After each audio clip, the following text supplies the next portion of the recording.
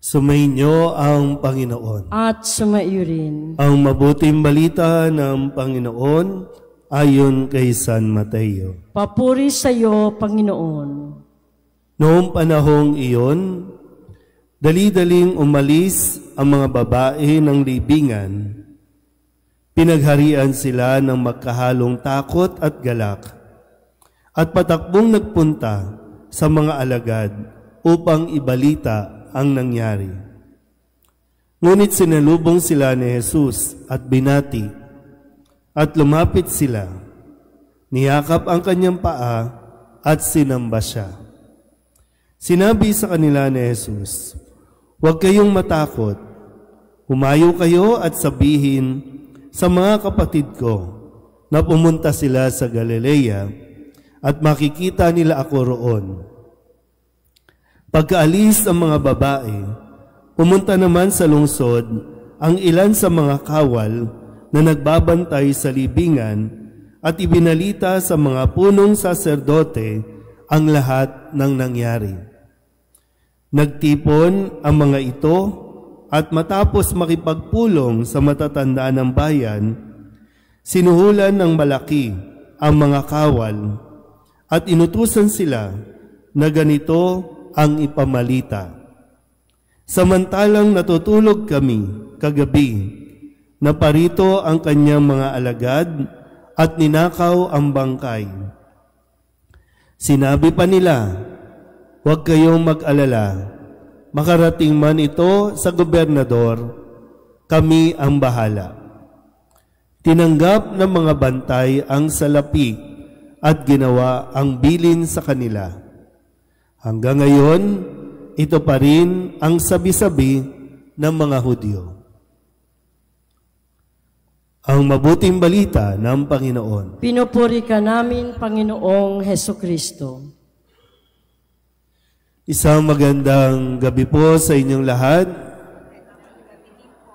Ngayon po ay Lunes sa 8 araw na pagdiriwang ng Pasko ng Pagkabuhay o tinatawag nating Octave of Easter. So sa loob ng 8 araw ay atin pong maririnig ang mga pagpapakita, ang mga pagkikwento tungkol sa pagkabuhay ni Jesus. Nasaksihan natin nung Biyernes Santo ang kanyang pagpapakasakin at ang kanyang pagkamatay. At nung Sabado de Gloria at nung Linggo ay ang kanya namang pagkabuhay. At ngayong araw na ito, unang araw para sa Oktaba, ay ang unang pagpapakita ni Jesus sa mga kababaihan na naroroon o pumunta at nagtungo doon sa libingan. At dito po sa Ebanghelyo natin, mayroong dalawang balita, isang good news at isang fake news. Yung good news, nagpakita nga si Jesus at sinabihan ni Jesus ang mga kababaihang ito na humayo, pumunta sa mga alagad at ibalita na si Kristo ay muling nabuhay at siya ay makikipagkita sa kanila doon sa Galilea.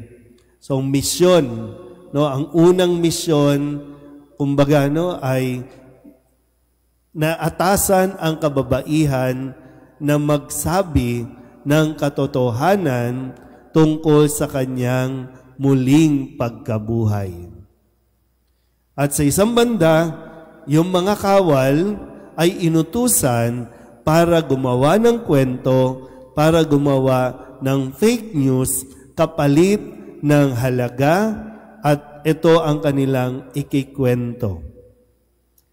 Ang isang mabuting balita, ito ay nagdudulot ng kagalakan, ito ay nagdudulot ng pag-asa, lalong-lalo na sa mga taong nawawalan na ng pag-asa. Samantalang ang fake news o kasinungalingan, bukod sa ito ay evil o masama, ito ay nagdudulot ng kaguluhan, ito ay nagdudulot ng kapahamakan sa mga taong naniniwala o nakikinig sa mga ito. Pero ang tanong, matapos tayong makibahagi sa ating mga pagdiriwang, saan tayo madalas nakikibahagi? Tayo ba ay nagiging kabahagi ng pagpapalaganap ng katotohanan o tayo ay nakikiisa sa pagpapalaganap ng kasinungalingan? Lalo pa sa panahon natin ngayon. Minsan po, kahit alam naman natin na nagsisinungaling, kinakampihan natin. At minsan, sa kapabayaan natin, kahit hindi pa natin na-verify, kahit hindi pa natin, kumbaga hindi man lang tayo nagtatanong, pag may nakikita tayong mga post sa social media, sinishare agad nang hindi muna nag-iisip kung ano ang pwedeng maidulot nito. Kasi ang anumang kasinungalingan, ikinapapahamak ng ibang tao. Hindi lang natin, kundi lalo na yung mga tao na ginagawan ng kasinungalingan. So ulitin ko, saan tayo madalas nakikiisa?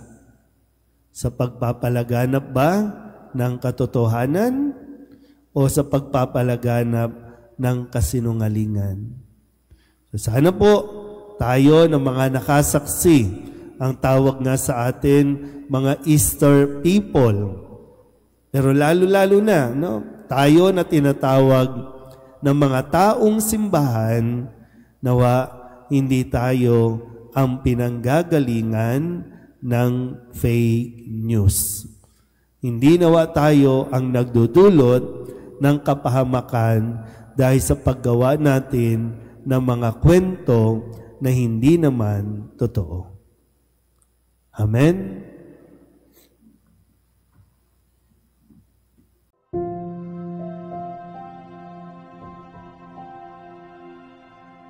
Thank you.